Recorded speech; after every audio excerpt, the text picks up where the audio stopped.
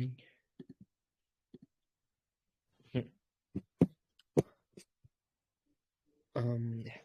All right.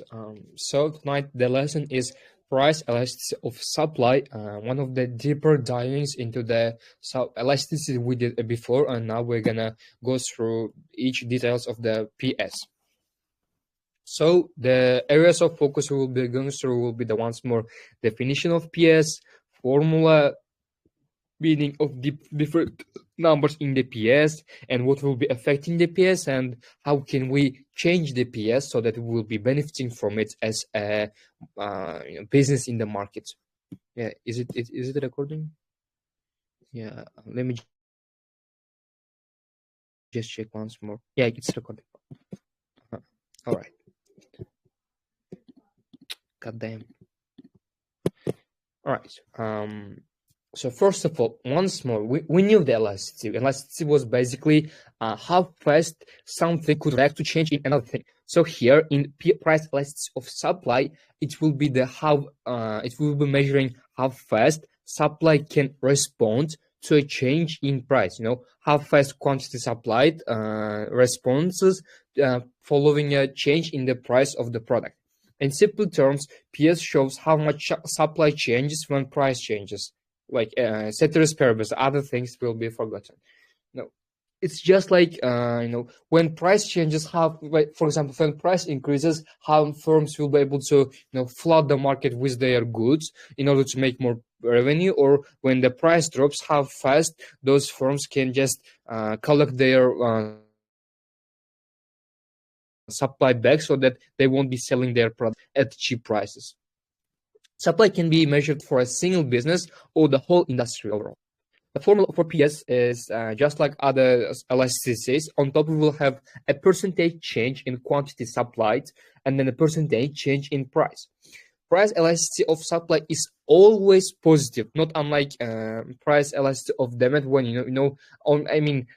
income elasticity of demand when your income was for normal goods it was like minus, when it was inferior good it was plus minus, but for PS it will always be positive, because when the supply curve slopes upwards, meaning when price increases, supply also increases. When price decreases, supply decreases. It's how the businessmen think.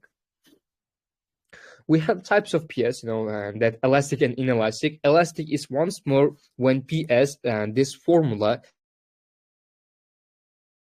is equal to more than one. The quantity supply increases more than proportionally when price rises, so that firms can respond quickly to a change in price. Mass production, or like spare capacity, meaning the storage we have for already produced goods. Having price elastic supply is favorable, and we should companies tend to aim for elastic supplies. Enough price inelastic supply, on the other hand, it's much more inelastic one when quantity supplied increases less than proportionally when price rises. This formula will be equal to less than 1. It means that firms cannot easily increase output, and the cause might be something like agriculture, because when it's something like producing a pencil, you can do it in a day, but when it's something like producing watermelons, you need an entire season, like 3-4 months to increase your production of watermelons. You need to grow them over time, and also fixed capacity.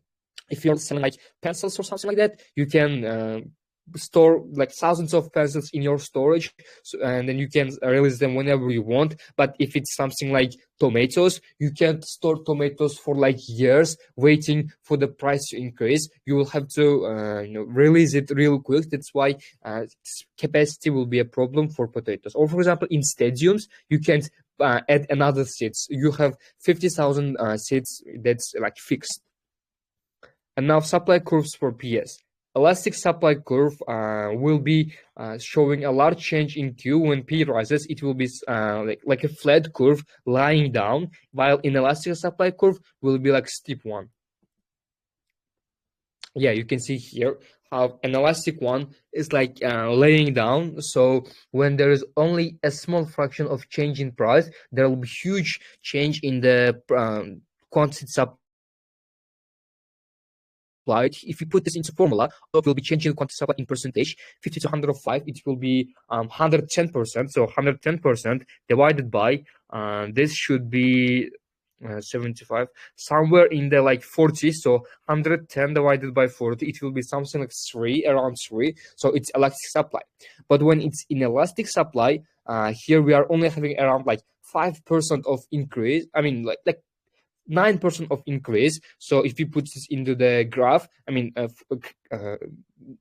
into the formula, 9 divided by there is like 40, it will give us 0.3 or something, meaning our supply is inelastic and it cannot respond quick to the change in price.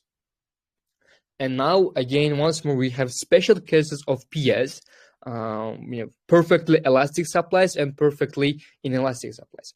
So first of all, perfectly inelastic supplies, meaning the type of supplies that can not respond to a change in price. No matter, so inelastic, perfectly inelastic will be like completely vertical, meaning no matter how high or low price will be, the quantity supplied will remain the same. It's showing here. It can be here or here, but quantity supplied is the same. It's because our goods are limited in number, and it can be things like perishable goods, something like flowers here, because once you have flowers, when you have already produced like 100,000 flowers, and if the prices drop, usually what the businessman would do with their goods would be they would just take their goods away, and they will not sell their goods because prices are low. But since these are flowers and they can only be stored for days or maybe up to a week, you cannot just when the spring comes, you cannot take over your flowers and say, I'm gonna wait till like maybe winter or like it's launch when the price increases and I will sell my goods at the time. You cannot do that. You only have a limited number of flowers and you cannot just put them aside. That's why usually price elasticity of flowers will be perfectly inelastic.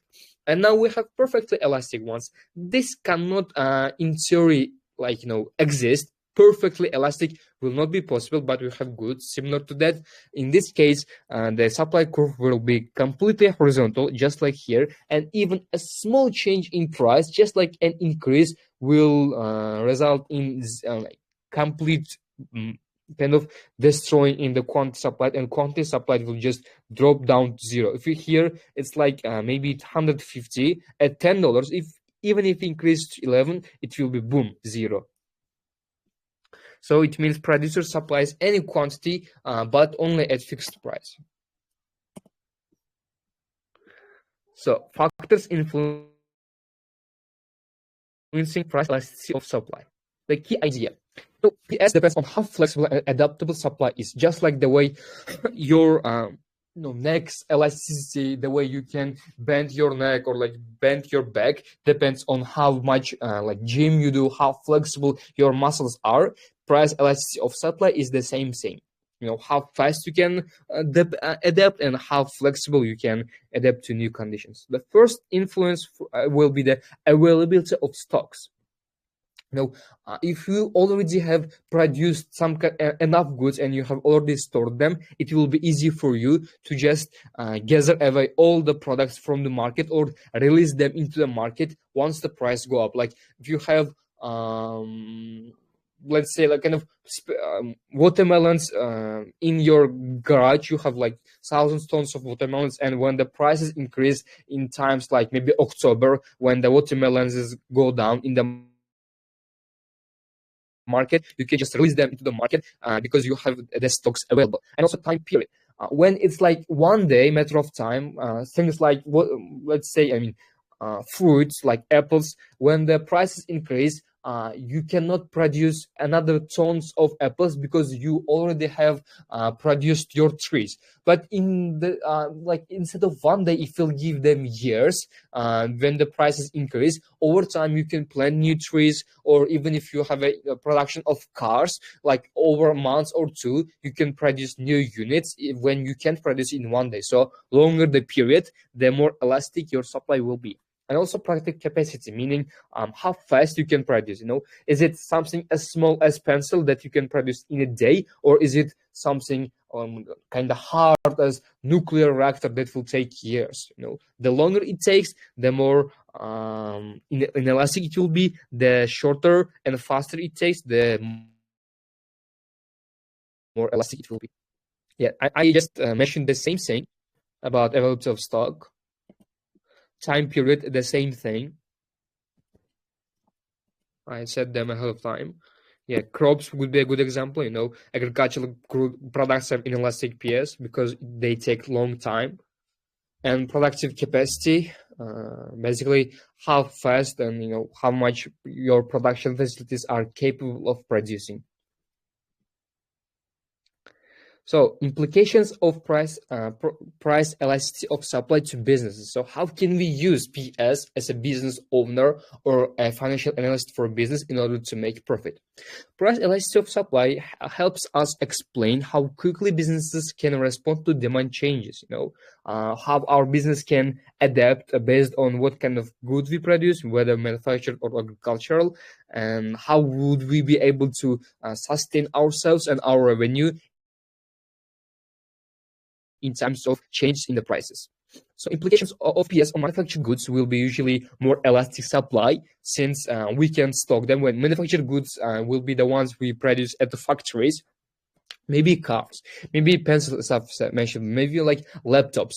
They are usually more elastic because you can store them as stocks in your garage for years, so that your spare capacity is like unlimited.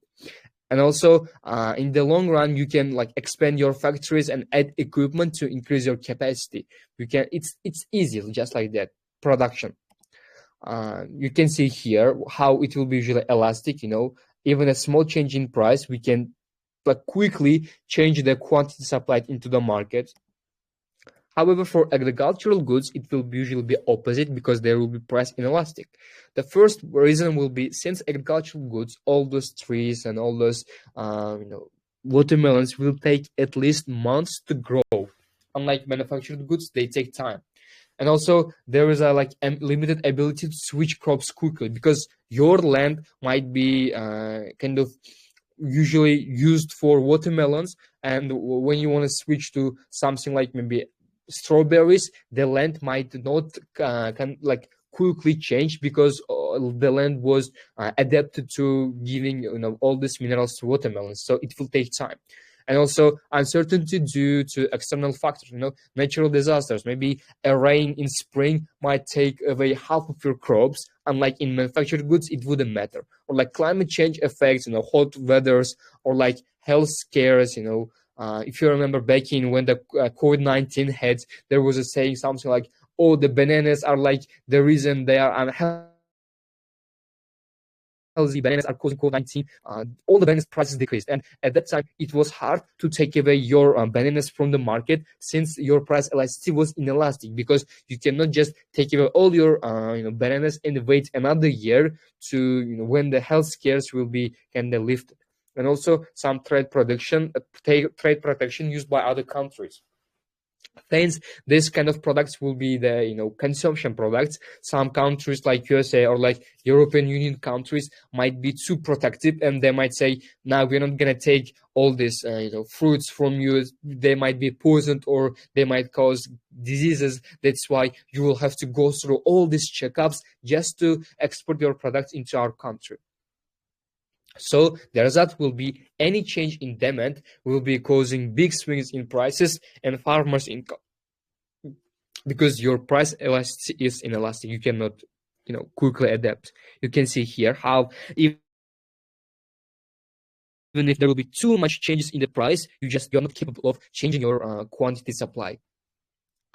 So significance of price elasticity coefficient. As I mentioned before, it will always be positive, whether just like this, it will be plus divided by, it will give us positive number, or even if it's like minus, it will still give us positive number. And when the price is above 1 elastic, it means supply changes more than price. Supply's percent will be higher than price. When it's below 1, it means that change in supply will be lower than the change in price in percentages. But when it's 0, it will be perfectly elastic, meaning our supply is fixed. It's not possible to make any changes. But when price elasticity is infinite, meaning our supply is having a change, but our price is not having a change. It means we can supply our products only at one price, not higher or not lower, only at one point. The main thing you have to keep in mind is that the size of price elasticity of supply shows how flexible producers are in responding to price changes in order to keep their revenue. So implication of PS for firms' response to market change. So when your PS is above 1, it means firms can react quickly and easily, meaning output can be raised fast. It's good. But when it's inelastic, it means firms react slowly and output can be hard to adjust in the short run. It's bad.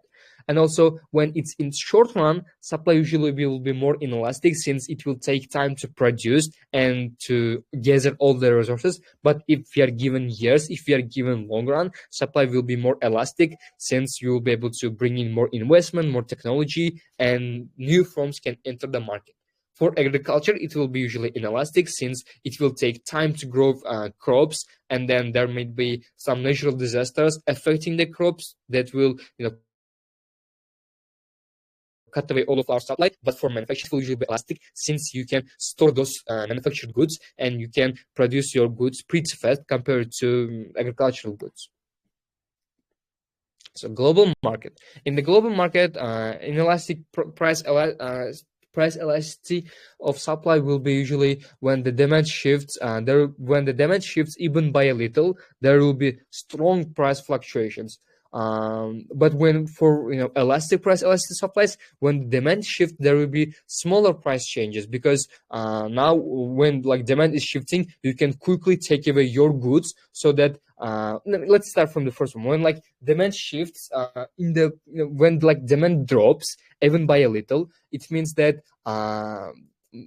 now less people want to buy this, so the price will go down by a little. But since you cannot take away your products from the market real quickly, there will be strong price fluctuations. But when it's elastic price elasticity of supply, when people say, now we are gonna buy less of this product, you can say, okay, I will sell you less. And because of that, I can show this in the graph, but there is no graph. Because of that, there will be smaller price changes, because in this case, when it was 450 when there was 100 supply, now when this demand drops to 50, you can also drop your supply from 100 to 50, so that the supply will be equal to demand and the price will again will not fluctuate as much as in elastic price elasticity. So price elasticity seems easy when calculating numbers, but in real life, the numbers help us see the size of the effects in market. Because this is not something you need. Yeah, okay, this is just some nonsense. That was it. Once more. Yeah, areas of focus. Definition of price elasticity of supply. How fast the quantity supplied can react to changing price, and then we went through formulas. We went through how above 1 price elastic supply, below 1, 0 or infinite, inelastic, perfectly elastic, and then what factors will affect in price elasticity supply: the product capacity, the time, type of goods, and then depending on if it's fast, is it good or is it bad, and something like that. So that was it. If you have any question, you can ask them right now, Kiran. All of this, if you didn't understand anything from any of the slides or any of my speaking, Kiran? I don't have any question because you explain it so well. So yeah. Well, No.